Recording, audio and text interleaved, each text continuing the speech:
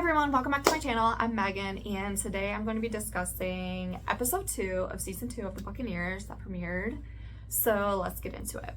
I loved the beginning because before the credits, I didn't see it coming in terms of a guy writing a note to Nan, which I kind of probably should see it coming because he wrote one to her in season 1. So when Lizzie got it in her hands, I was just like, okay, I think she may burn this or throw it away. So when it got to the end of the series, or end of the episode, she ended up burning it. I don't know why, but throughout the entire episode, I was thinking that was going to happen because she had it in her pocket and she would take it out and then she would put it back in. And then when her and Nan were in the room, she was like going to bring it up, but then she not. I don't know if her hesitancy came from the fact that she started to see Theo just watching him and everything. She's probably thinking, I don't know, this is kind of what I'm thinking that she's thinking, is that this guy, I don't want to say he's getting played, but everyone around him, I guess he's getting played because everyone around him is basically lying to an extent.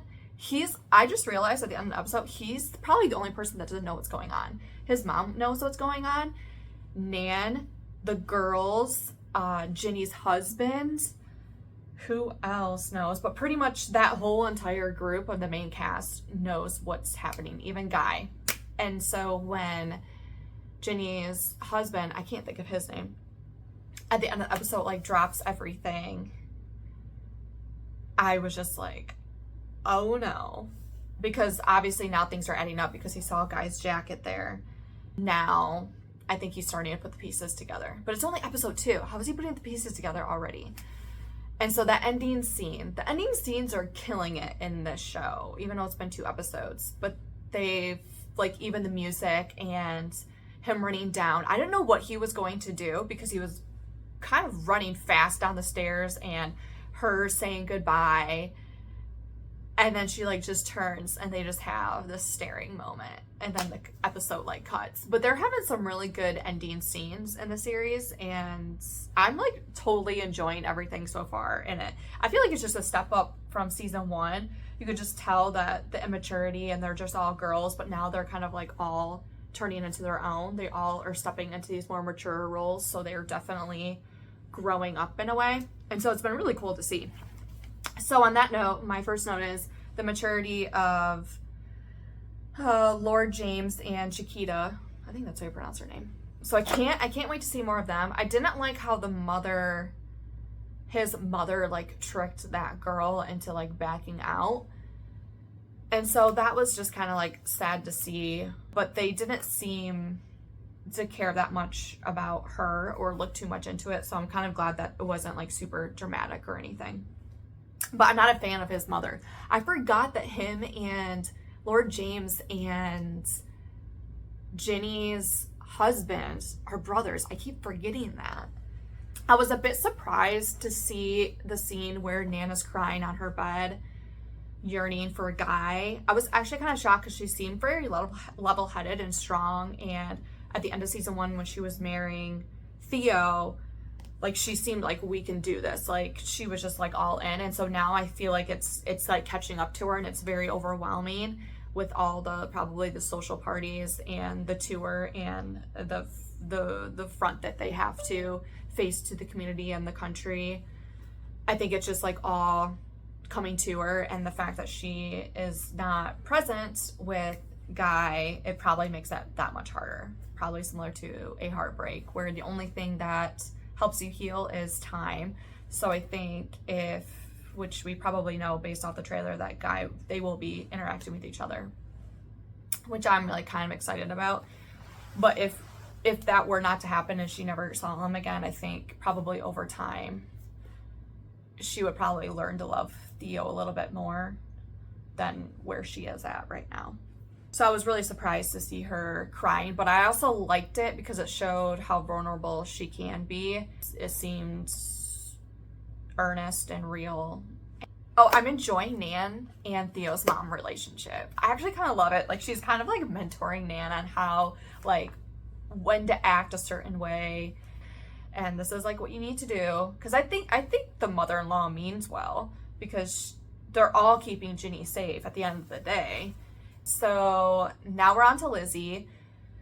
I hope her and Theo don't become a thing, because I can't tell right now if she is like romantically interested or just sitting back and watching everything happen to Theo and thinking he has no clue like what is happening. So part of me feels that way because of the way that she is answering the questions that Nan keeps opposing. She's like, well, nobody's asking you to make sure that I'm happy or make sure I'm okay. And it's like, well, Guy said that in his letter. And so I'm surprised that that didn't come out yet. Maybe because Nana's getting worked up in her questioning, that maybe she didn't want to upset her even more by not opening up the letter. But the entire time I figured she was going to burn it, and she ended up burning it. So I don't really have any more thoughts on the letter. Although when Guy comes back, he will probably bring it up to Nan about the letter he had written and whether she got it or not, because that's the same thing that happened in season 1. However, Theo read the letter and he didn't burn it. I don't think he burned it, but he read it, whereas like nobody read the letter in this one. But I wonder if when they first meet, if he will bring up the letter or not. So stay tuned for that. I really like Lizzie and Hector, so I hope that Lizzie and Theo don't get together. I'm not gonna think about that too much.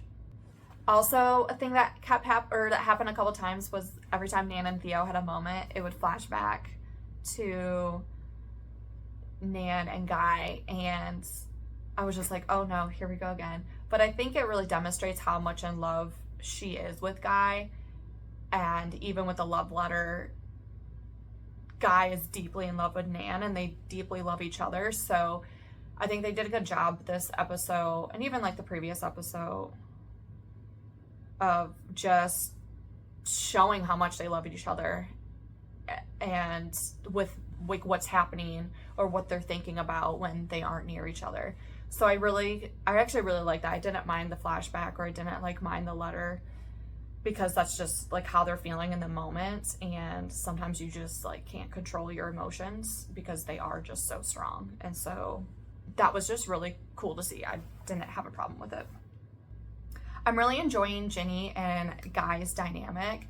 I think Ginny can learn a lot from Guy, and I think Guy is so supportive in a way a husband should be, that I just can't wait to see particularly Ginny's growth in this. I think he'll be a great influence on her and realize how like worthy she can be. I think it was really beautiful when she said, I don't think I'm cut out for this. I won't be good at this. I'm not like prepared or ready for this. And I think that was just so honest and earnest, that I think people do feel that way about when becoming a mother, or maybe having kids, maybe didn't think about having kids, or having kids, and specifically the first one, not knowing what to do or how to be a parent, or specifically a mother in this case, where it seems like Guy is, carrying all the weight right now in terms of caring for Freddie, taking naps with him, like feeding him, all this other stuff. And so hopefully Guy will be supportive and kind of pushing Ginny, saying like, you can do this. But I just think it was just like a beautiful confession for her to say that, because it just seemed realistic. And yeah, it just seemed so realistic, and I just totally got it and why she said that. And so I'm really interested to see her journey this season, because she is probably in a terrifying, I can't imagine being in her position, with the abuse that she got from her husband, and not being able to openly see your family and your support system, but being supported by someone you don't really know. So I hope they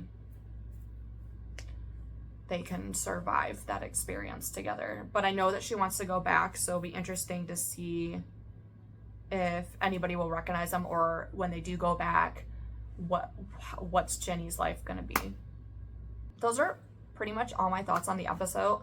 Thank you for watching, and I'll see you next time.